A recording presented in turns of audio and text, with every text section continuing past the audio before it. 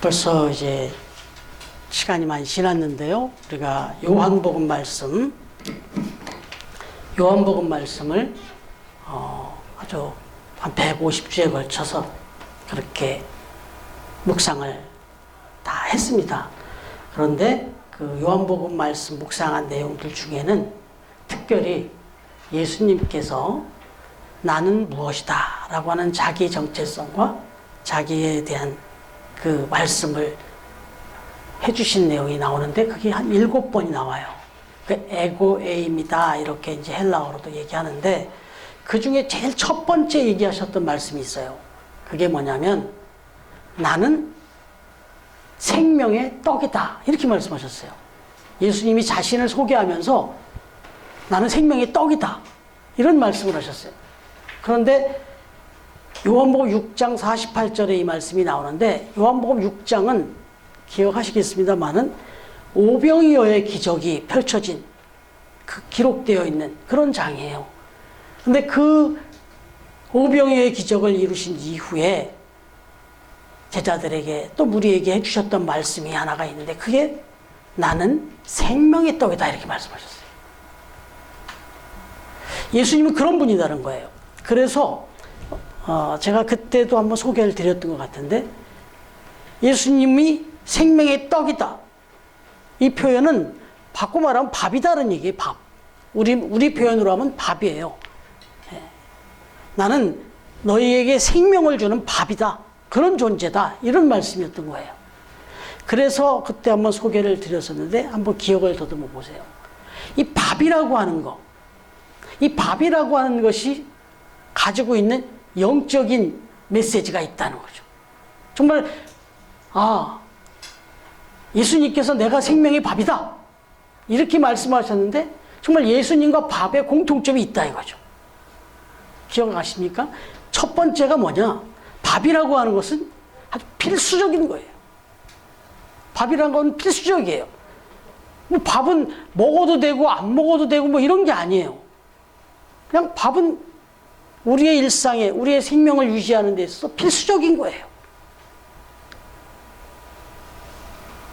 그렇기 때문에 우리의 생명을 유지하고 우리의 삶을 유지하는데 필수적인 것이 밥인데 예수님이 그런 분이라는 거예요. 우리가 인생을 살아가는 데 있어서 우리의 인생에 있어서 정말 우리의 생명과도 같은 우리의 삶에 아주 필수적인 분이 누구냐? 예수님이라는 거예요. 물론 여기에 믿음이 따라야 돼요. 그리고 밥이라고 하는 것은 필수적인 것 맞지만 또 한 가지 뭐가 있을까요? 밥이라고 하는 것은 모두에게 필요한 거예요. 보편적인 것이다 이런 얘기예요. 여러분 저도 이제 뭐 음식을 이제 많이 배워서 이제 못 먹는 음식이 별로 없어요. 이제 멸치 뭐 몇 가지 빼고는 없는데 사실은 이제 다 잘 먹습니다. 그렇지만 그럼에도 불구하고 굳이 좀 나눠보자면 어떤 분들은 짠 음식은 잘 못 먹고 어떤 분은 단 음식을 잘 못 먹고 어떤 분은 싱거운 음식을 잘 못 먹고 또 어떤 분은 고기를 잘 못 먹고 어떤 분은 생선을 잘 못 먹고 뭐 이런 게 있어요. 이런 차이들이 좀 있을 수 있어요. 그런데 어떤 분은 밥을 못 먹고 이런 분은 없어요. 사실 밥이라고 하는 것은 내가 좋고 싫고 어떤 호불호의 문제가 아니에요. 그건 모두에게 보편적인 거예요. 기본이에요, 기본. 생각해 보면 예수님이 그런 분이라는 거예요. 예수님은 모든 사람에게 보편적인 분이라는 거예요. 우리 연수이같이 어린아이에게나 또 미소같이 또 청년이 이젠 청소년이 되는데 벌써 또 우리 임종용 권사님같이 어르신 많이 배운 사람이든 적게 배운 사람이든 좀 건강한 사람이든 약한 사람이든 제가 미소가 오늘 오랜만에 와서 얘기를 좀 해요. 오자마자 지금 제일 관심이 제 키예요. 자꾸 일어나 보라고 저보고. 그래서 키를 자꾸 재는데, 너무 많이 컸어요, 미소가. 네. 그런데 미소도 밥을 필요로 하고, 저도 밥을 필요로 하고, 다 똑같아요. 밥은 보편적인 거예요. 이런 것처럼 예수님은 배운 사람이나 적게 배운 사람이나 부자나 가난한 사람이나 잘생긴 사람이나 못생긴 사람이나 남자나 여자나 할 것 없이 모두에게 보편적인 분이에요. 모두에게 다 맞춰주는 분이에요. 그러니까 인류를 구원하러 오셨죠. 여러분, 하나만 더 얘기해 볼까요? 필수적인 분이고 보편적인 분이고 그 다음에는 이 밥이라고 하는 것은 매일매일 계속적인 의미가 있다는 거예요. 오늘 하루 마음껏 한 달씩 일주일치를 먹고 그 다음에 일주일 동안 한 달 동안 안 먹어도 되냐? 그럴 수가 없는 게 밥이다. 밥은 매 순간 매일같이 먹어야 되는 거예요. 예수님이 어떤 분이냐? 내가 예수님을 딱 만났어요. 그래서 예수님을 믿었어요. 한 번 믿었으면 이제 끝났어요. 이제는 더 이상 안 믿어도 되고 더 이상 뭐 예수님을 찾지 않고 그냥 살아가도 되는 그런 존재가 아니라는 거예요. 예수님은 밥과 같은 존재다. 매일같이 계속해서 함께하며 교제하며 더불어 살아가야 되는 존재가 예수님이다. 이 세 가지 요소를 다 빼버리면 우리는 죽어요. 그런 분이 예수님이다.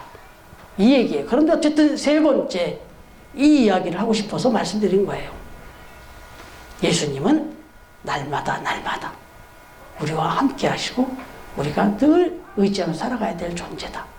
밥과 같은 존재다. 여러분, 지난 4주 동안 우리가 묵상했던 주님이 가르치신 기도의 내용 한번 이렇게 떠올려 보시면은 예수님이 기도할 때는 이렇게 기도하라 말씀하셨는데 그 네 가지 기도 내용을 보면 첫 번째, 두 번째는 하늘에 계신 그 하나님 아버지와의 관계를 이야기하시면서 그분의 이름이 얼마나 중요한지 그 성호를 이렇게 찬양하도록 그렇게 기도할 때 그렇게 하라고 그랬어요. 먼저 내가 기도하는 그 대상이 누군지를 정확히 알고 기도해라. 그냥 천지신명께 그냥 아무데나 그냥 누구든지 도와달라고 기도가 아니고 분명한 나의 아버지가 되신 하나님께 그러면서 이제 그 이름을 거룩하게 우리의 삶으로 내가 그 하나님의 이름을 욕되지 않게 그렇게 살 수 있도록 좀 도와달라 그렇게 기도하라고 그랬고 그리고 이어서 또 말씀드렸던 게 그 하나님의 나라 그 천국을 먼저 소망해라. 우리가 기도하다 보면 자꾸 땅의 것만 기도하게 되는데 먼저 하나님의 나라를 사모하는 기도 그게 더 영원한 거고 더 중요한 거니까 그걸 생각하라고 얘기했고 그리고 또 하나 내 뜻이라는 것이 얼마나 연약하고 어리석을 수 있는지를 빨리 인정하고 나는 이게 이렇게 돼야 되고 꼭 이때에 이루어져야 된다고 그렇게 기도하고 있지만 그게 얼마나 어리석을 수 있고 옳지 않을 수 있는지를 빨리 인정하고 하나님의 뜻을 구하라. 그렇게 기도하라고 말씀하셨어요. 이제 이렇게 네 가지를 쭉 하신 다음에 이제 너 자신을 위해서 기도를 해라 하고 가르쳐 주는 게 오늘 기도예요. 이렇게 서두로 네 가지까지를 쫙 해주시고 난 다음에 이제 오늘 이제 너를 위해서 기도해라. 구하라 하고 가르쳐 주신 기도가 뭐냐? 오늘 우리에게 일용할 양식을 주시고 이렇게 기도하라는 거예요. 이제 첫 번째로 우리가 간절히 우리가 기도해야 될 게 있는데 일용할 양식을 구하라는 겁니다. 여러분 여기서 오늘이라는 말은 말 그대로 원데이 하루 한날이죠. 일용할 양식이라는 건 바로 오늘 하루에 꼭 필요한 양의 양식 이걸 의미하는 거예요. 이 말을 다시 의미를 부여해서 한 번 더 기도를 바꿔보면 오늘 하루 우리에게 꼭 필요한 하루분의 양식을 주시옵소서 이렇게 기도하라는 거예요. 근데 여러분 이 기도가 좀 마음에 드십니까? 우리가 지금 기도할 때 오늘 하루분 때문에 기도하게 되나요? 어쩌면 더 우리 양심적으로 솔직하게 보면 내일 먹을 것 때문에 더 기도하지 않나요? 내일 벌어질 일 때문에 더 기도하지 않습니까? 오늘 건 됐어요. 오늘 건 있어요. 근데 보니까 내일이 걱정되는 거예요. 내일이. 근데 예수님은 지금 오늘 우리에게 필요한 그 일용할 양식을 구하라. 이렇게 가르쳐 주세요. 기도를. 출애굽기 16장 17절 18절에 보면 이런 말씀이 나오죠. 거둔 것이 많기도 하고 적기도 하나 오멜로 되어 본즉 많이 거둔 자도 남음이 없고 적게 거둔 자도 부족함이 없이 각 사람은 먹을 만큼만 거두었더라. 이거 출애굽기에 나오는 말씀 기억나시죠? 하나님께서 이스라엘 백성들을 저 종되었던 애굽에서 이제 구원하셔서 출애굽을 시켜주셨습니다. 그래서 이제 광야로 거쳐서 저 가나안을 향해 가게 됐는데 유감스럽게도 이 이스라엘 백성들이 더 많이 깨달아야 될 부분들이 있었어요. 그 애굽의 종살이 430년 동안 젖어 있었던 그 식민지 근성도 있고 이런 것들을 다 기름을 빼야 되기 때문에 그래야만 천국이 되니까 그래서 40년 동안을 광야 생활을 하면서 가게 되잖아요.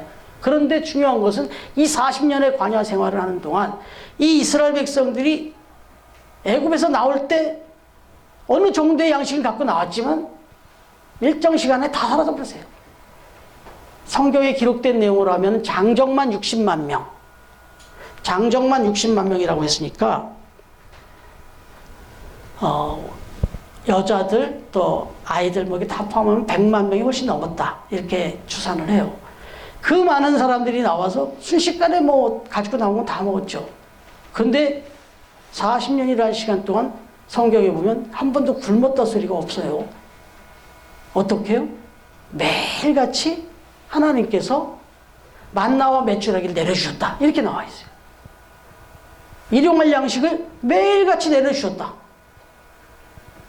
그래서 하루도 굶지 않고 이 이스라엘 백성들이 가나안 땅에 들어갈 수 있었다. 이렇게 기록해주고 있어요. 여러분 한번 생각해 보십시다. 이거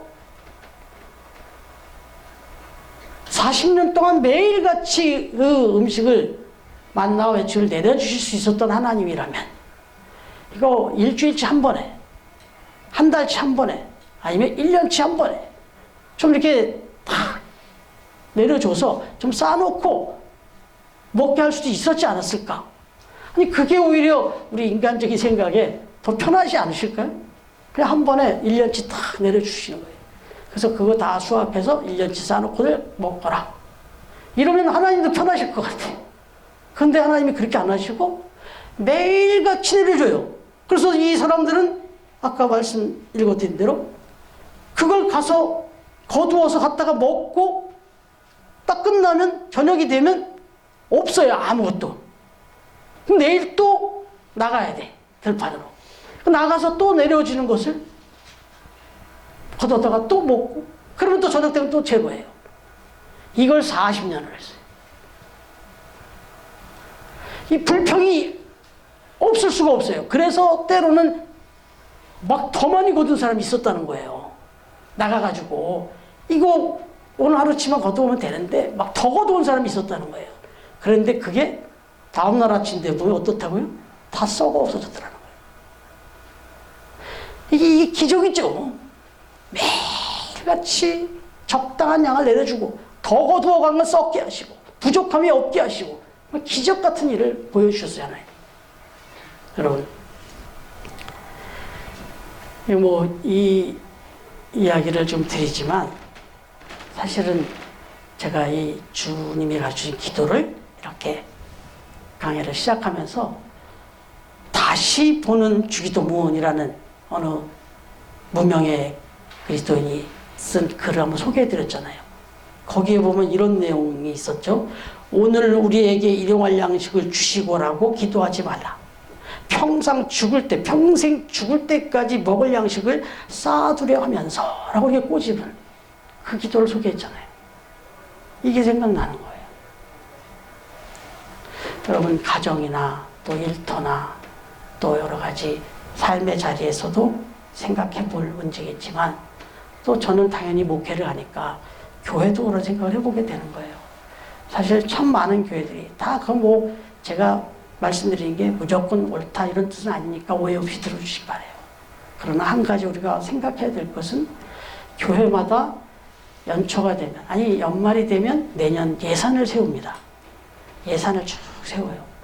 그리고 그 예산이 집행되는 걸 봐가면서 또 예산이 안 세워졌다. 예산이 지금 이미 다 나갔다. 아니, 어떻게 보면 수입 예산. 봉헌이 제대로 우리가 원했던 예산을 하려면 이 정도는 봉헌이 들어와야 되는데 안 들어왔기 때문에, 못 들어왔기 때문에 이런 걸 할 수가 없다. 막 이런 얘기들을 많이 해요, 교회들이. 그런데 제가 한번 말씀을 드린 것 같은데, 그래서 정말 믿음으로 하나님만 바라보는 그런 교회, 그런 목회를 하시는 목사님들 중에 예산을 안 세우는 교회들도 제법 있습니다. 우리 처음 교회가 그렇죠. 초창기라서 안 세우는 것 같죠. 그러나 앞으로도 향후도 정말 특별한 어떤 어떤 상황이 벌어지지 않는 한 안 세우려고 그래요. 예산을 안 세우려고. 하나님이 주시는 대로, 그리고 그 주시는 걸 가지고 그대로 쌓아두는 게 아니라 내보내야죠. 그래서 사실은 잠시 주춤한 사이에 한 달을 놓쳤는데 2021년 열면서 우리가 선봉장 이렇게 2배로 이렇게 올려서 또 내보내게 됐잖아요. 그랬는데 우리 경험했잖아요. 지금 재정 보고를 늘 드리지만 이건 지출을 더 늘렸는데 지금 우리 잔고는 더 늘어났어요. 어떻게 된 게. 이게 어떻게 사람이 하는 일이에요. 하나님께서 정말 우리에게 말씀해 주시는 게 뭔지를 깨우쳐 주시는 거예요. 우리 교회가 지금 체험하고 있어요. 여러분, 그렇습니다. 우리의 근심과 염려가 대부분 이렇게 살피고 또 살펴보면요, 이 욕심과 불신앙 때문에 생기게 되더라 하는 겁니다. 그래서 하나님은 이렇게 말씀하셨어요. 출애굽기 16장 4절에 보면, 그때 여호와께서 모세에게 이르시되 보라, 내가 너희를 위하여 하늘에서 양식을 비같이 내리리니 백성이 나가서 일용할 것을 날마다 거둘 것이라. 이같이 하여 그들이 내 율법을 준행하나 아니하나 내가 시험하리라. 네, 오늘 이걸 묵상하려고 하는 거예요. 왜 하나님이 광야에 40년 동안 이스라엘 백성들을 이끄시면서 한 번에 한 달치, 1년치 이렇게 그냥 내려주지 않으시고 하루 이렇게 하셨을까? 뜻이 있었다는 거예요. 하나님을 잘 믿는지, 하나님을 신뢰하면서 그렇게 순종하며 사는지, 정말 믿음을 강하게 심어주기 위해서 이랬다는 거예요. 그 시험, 그 연단, 그 훈련 때문에 그랬다는 거예요. 여러분, 그러면 그렇게 훈련하는 그 이유, 무엇을 구체적으로 훈련시키려고 했을까? 한 3가지만 살펴볼게요. 첫 번째, 이미 말씀드린 대로 매일매일 우리의 삶에 주어지는 그 양식, 우리의 필요는 하나님이 주시는 것이다라는 걸 명심하게 하려고 했던 거예요. 우리 삶에 하루하루 벌어지는 그 수입과 우리의 삶의 필요는 하나님이 주시는 것이다라는 걸 명심하라고, 잊지 말라고 하시기 위해서 이틀치를 안 주고 하루치만 줬다는 거예요. 여러분, 출애굽한 이스라엘 백성들 매일매일 한 일이 뭐예요? 매일매일 가만히 있지는 않았어요. 나갔어요. 하루 종일 나가서 한 일은 있어요. 근데 그 한 일은 하나님이 다 내려주신 거 걷어들이는 것만 했어요. 그것만 한 거예요. 이게 정말 좀 쉽지 않은 또 믿음일 수 있는데, 여러분 한번 생각해봐요. 오늘날도 마찬가지예요. 저와 여러분이 매일매일 나가서 열심히 일하고 수고합니다. 근데 여기서 하나 분명히 우리가 기억해야 될 게 하나 있는데, 내가 나가서 열심히 일하고 수고해서 걷어들이는 거지만 이건 내 지혜, 내 건강, 내 능력으로 했다는 생각을 가지면 안 된다는 거예요. 하나님은 우리에게 더 많이 주실 수 있고 더 채워줄 수 있지만, 그러면 하나님은 오히려 더 궁핍하게 하실 수 있어요. 왜? 하나님을 신뢰하는 게 더 중요하니까. 그래야 하나님의 나라를 갈 수 있으니까. 우리 전보영 집사님이 낚시에 대해서는 뭐 일가견이 있는 분이잖아요. 그런데 집사님하고 같이 이렇게 저수지 같은 데를 가보면 바로 이제 그게 제가 신학교에서도 배웠던 건데, 장이론이다, 이런 기독교 철학이 있어요. 뭐냐면 거기에 있는 물고기는 내가 능력을 해서 잡잖아요. 우리 선생님 정말 탁월하거든요. 뭐 고기 잡으시면 딴 데서 다른 사람들이 세민하고 질투할 정도로 혼자 다 잡으시니까. 그런데 이제 크게 놓고 보면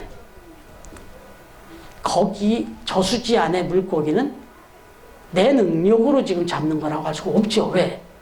이미 저수지에서 방류해놨어요. 거다가 물고기를 물도 다 가둬놓고 막아놨고, 그리고 거기에 물고기도 넣고 다 만들어놨어요. 거기에 이제 내가 나가서 다른 사람보다 좀 더 그 탁월한 그 기술을 이제 발휘해서 그걸 이제 낚은 거죠. 그렇지만 크게 놓고 보면 이건 내 능력이 아니라 저수지 사장님이 해놓은 거야, 사실. 이런 얘기였어요. 제가 그 기독교 철학을 배울 때.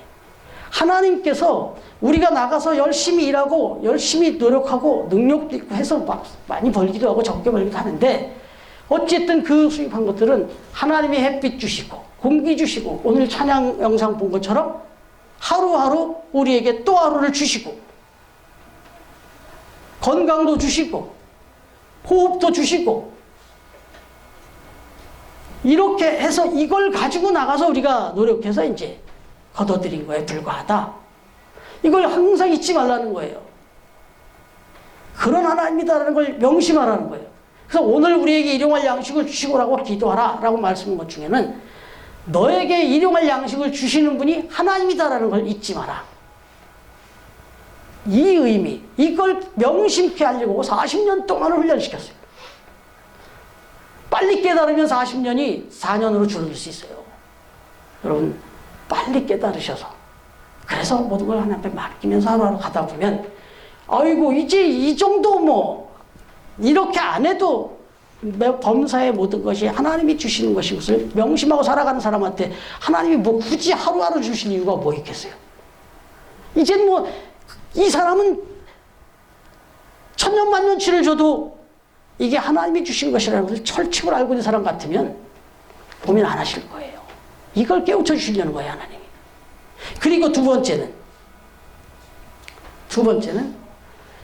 일용할 양식으로 만족할 줄 아는 그런 삶을 가르쳐 주기 위함이었다는 거예요. 내게 오늘 주어진 그 하루의 그 양을 감사할 줄 아는 삶. 왜요? 내일 거 생각하고 모레 거 생각하고 더 갖다 써놓으면 다 썩어버렸어요. 그래서 지금 오늘 하루 네가 먹을 거 내려주신 거 받아다 그거 써놓고 먹고 그것으로 감사하라. 내일을 생각할 게 아니라 오늘을 감사하라. 이걸 가르쳐 주시기 위해서 오늘 우리의 일용할 양식을 주시고라고 기도하라. 이랬다는 거예요. 출애굽기 16장 20절에 보면 그들이 모세에게 순종하지 아니하고 더러는 아침까지 두었더니 벌레가 생기고 냄새가 난지라 모세가 그들에게 노하니라. 왜 도대체 감사하지 못하냐? 왜 못 믿냐? 이렇게 혼냈던 거예요. 오늘날도 마찬가지죠. 이런 염려 또는 한 걸음 더 나간 욕심 이런 것들 때문에 인생이 썩는 거예요. 인생에 문제들이 막 생겨나는 거예요. 내 인생에 또 이 세상에 부조리와 모든 그 악한 일들이 벌어지는 걸 보면 감사를 잊고 내일에 대한, 내년에 대한, 향후에 대한 이런 욕심들이 이게 부딪히면서 세상이 썩는 거예요. 이 세상이 부패하고 썩어지고 속고 속이고 이런 세상이 돼버리는 거는 욕심 때문에 그런 거죠. 오늘 하루에 대한 감사와 만족이 있다면 절대로 남의 것을 탐내거나 과한 욕심을 부리지 않게 되겠죠. 이걸 가르쳐 주시기 위해 했던 거예요. 그래서 야고보서 1장 15절에 보면 욕심이 잉태한 즉 죄를 낳고 죄가 장성한 즉 사망을 낳느니라. 이게 너무나도 분명하게 말씀하시고 계시죠. 여러분, 사도 바울은 바로 이걸 깨달은 사람이에요. 이 비결을 깨달은 사람이에요. 이렇게 고백합니다. 빌립보서 4장 11절 12절 내가 궁핍함으로 말하는 것이 아니니라.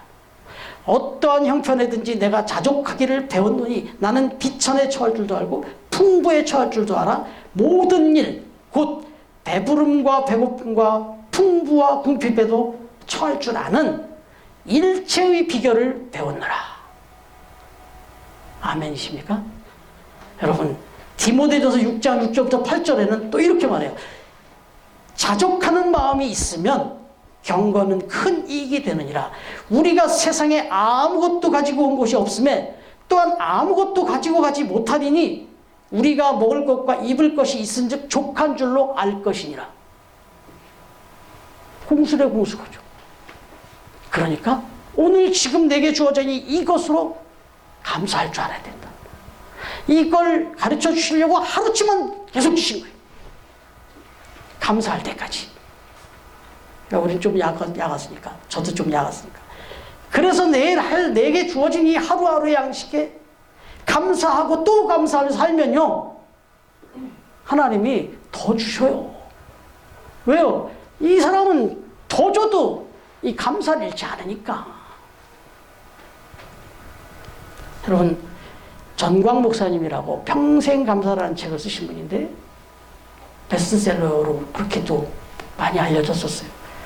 근데 한번 따라해 보시겠습니까? 노래는 부를 때까지 노래가 아니며 종은 울릴 때까지 종이 아니며 사랑은 표현할 때까지 사랑이 아니며 축복은 감사할 때까지 축복이 아니다. 아멘. 예, 그렇습니다. 하나 더 말씀드릴게요. 사람은, 한 번 더 따라해서, 사람은 행복해서 감사하는 것이 아니고 감사해서 행복한 것이다. 아멘이죠, 이것도. 예, 그렇습니다. 여러분, 부디 우리 처음 가족들 행복한 삶을 사시기를 축복합니다. 비결은 감사하는 거예요. 오늘 하루 주어진 삶, 조금 내 양이 안 찹니까? 아니요. 그렇다고 절대로 하나님이 죽이지 않으십니다. 조금 넘칩니까? 아, 내일까지, 내년까지 생각하지 마시고 나누고 베풀고 그렇게 사시라는 거예요. 그렇습니다. 주님께서 오늘 우리에게 일용할 양식을 주옵소서라고 기도하라고 가르쳐 주신 뜻은 날마다 감사하며 살라. 한 걸음 더 나가서 그래서 행복하게 살아라. 이걸 가르쳐 주시려고 했다 하는 겁니다. 여러분, 이제 마지막으로 하나만 더요. 나의 일용할 양식만 구하지 말고 우리의 이웃과 공동체의 일용할 양식도 같이 구하라 하는 뜻이 여기에 담겨 있다는 거예요. 오늘 우리에게라고 했잖아요. 전에도 말씀드렸지만 오늘 나에게 필요한 양식을 주옵소서라고 기도하지 말고 오늘 우리에게 필요한 양식을 주옵소서라고 기도해라. 공동체적인 기도예요. 여러분, 나의 일용할 양식, 나의 필요, 이게 채워지면 이걸로 만족하고 행복하다 감사되지 마시고 내 곁에, 내 주위에 정말 이 일용할 양식이 없어서 힘들어하는 이들은 없는지 돌아보라는 거예요. 월간 좋은 생각에 소개된 글인데 아주 의미가 있어서 한번 소개해 드릴게요. 어느 날 부자 아버지가 이 아들을 데리고 좀 이 가난한 사람들이 어떻게 사는가를 좀 보여줘서 얘가 이제 상대적으로 좀 얼마나 내가 잘 살고 있는지를 좀 감사하게 해보려고 저 가난한 시골 동네로 민박을 떠났다는 거예요. 그래서 이제 민박을 가서 2박 3일 동안 이렇게 지내고 그리고 이제 민박을 마치고 올라오게 됐대요. 올라오면서 이제 차에서 이 아버지가 이제 흐뭇한 마음으로 그러나 좀 안타까운 마음을 담아서 아들한테 이제 이야기를 해요. 어떻게 이번 민박 이 여행이 어땠니? 너무 좀 힘들고 불편하고 그런 점이 많았지? 하고 이제 이야기를 했다는 거예요. 그랬더니 이 아들이 한 얘기가 아니요 아빠 좀 불편한 거 그러면 있었긴 했는데 너무 좋았어요. 그러더라는 거예요. 그래? 뭐가 그렇게 좋았어? 뭐가 좋았는데? 하고 물었대요. 그랬더니 이 아들이 대답하기를 우리 집에는 수영장이 마당에 있는데 거기는 바로 집 앞에 깨끗한 개울이 쫙 흐르고 있어서 거기서 마음껏 이렇게 수영할 수 있어서 너무 좋았어요. 그러더니 또 우리 집 정원에는 밤에 전등이 켜지는데 거기에는 밤에 하늘에서 별빛이 반짝반짝반짝이고 있어서 너무 좋았어요. 그래? 또 우리 집은 도우미 아주머니가 우리를 도와주고 있는데 거기는 이웃들이 서로서로 막 도와주고 있어서 너무 좋았어요. 그래? 뭐 또 있어? 그랬더니 우리 집은 담장으로 이렇게 둘러싸여 있는데 거기는 친절한 이웃들에게 이렇게 서로 둘러싸여 있어서 너무 좋았어요. 이렇게 얘기를 했다는 거예요. 그러면서 아들이 하는 얘기가 아빠 정말 고마워요. 우리보다도 더 행복하게 잘 사는 사람들, 잘 사는 집들이 이렇게 있다는 것을 알게 해줘서 고마워요. 그랬다는 거예요. 여러분 이 아빠가 어땠을까요? 너무 부끄럽기도 하고 너무 감사했다는 거예요. 감동을 받았다는 거예요. 이런 이야기가 실려 있었어요. 여러분 그렇습니다. 우리의 삶의 행복, 감사 이거는 주님이 가르쳐 주신 것은 그거예요. 더불어 살아야 된다. 우리가 지금 나눔과 기쁨 사랑의 반찬 나눔 사역도 돕고 또 우리가 직접 가서 못하고 있지만 같이 이렇게 하고 있고 이 자리를 빌어서 또 말씀드리지만 이제 지금 시작이 또 됐어요. 그래서 제가 한번 가져왔는데 마땅치 않았어요. 지금 나눠주는데 제가 여기 저희 아파트 경비분들도 갖다 드려보고 했는데 너무 막 황송해하고 그래갖고 조금 이제 딜레이를 했는데 아무튼 주위에 우리가 또 나눌 분 있으면 소개해 주시기 바랍니다. 이 사역도 사실은 처음에는 분당 만나교회에서 시작을 했대요. 성남 지역을 품고 시작을 했는데 이게 워낙 손이 많이 가고 힘이 들어서 점점 줄어들다가 결국 나눔과 기쁨으로 위탁이 됐고 나눔과 기쁨에서 이걸 받아서 하게 됐고 그래서 지금 이제 여기 수진농교회에서 이제 하게 된 거죠. 저희들도 같이 이제 협력하는 것이고 또 저 서울역의 창대교회 그 노숙자분들 집 제공을 하고 같이 공동체지만 집터 사역이다 이렇게도 하고 그 다음에 이제 우리가 또 올해부터 같이 하게 된 사랑마로 여기 노숙자들도 지금 일용직 근로자들 나갈 때 도시락도 주고 이런 거 섬기는 일들 이런 것들은 우리가 또 가서 일선에 가서 같이 도울 수 있으면 참 좋고 그렇지 못할 때는 우리가 또 힘을 모아서 어떻게 후원하는 것 배우 의미가 있다 그런 생각을 해보게 됩니다. 계속해서 관심 갖고 기도해 주시길 바랍니다. 여러분 바라기는 오늘 우리에게 이 일용할 양식을 주옵소서라고 기도를 드리라고 말씀하신 이 주님의 뜻 생각하시면서 매일매일의 양식을 내려주시는 분이 나의 매일매일의 삶의 필요를 채워주시는 분이 하나님이시다는 것을 잊지 마시고 두 번째로는 그 일용할 양식 하루하루 주어지는 그 부분에 감사하시면서 그리고 나의 필요 채워지는 것만 생각하기보다 내 주변에 내 이웃의 모든 분들까지도 살피고 또 그들을 위해서 기도하면서 그렇게 베풀고 나누며 살아가는 그런 처음 가족들, 처음 교회가 되어질 수 있기를 다시 한번 자신의 몸에 살과 피를 다 내어주시면서 나는 너희의 생명의 떡이다 라고 말씀해 주신 주님의 이름으로 축원합니다. 기도하겠습니다.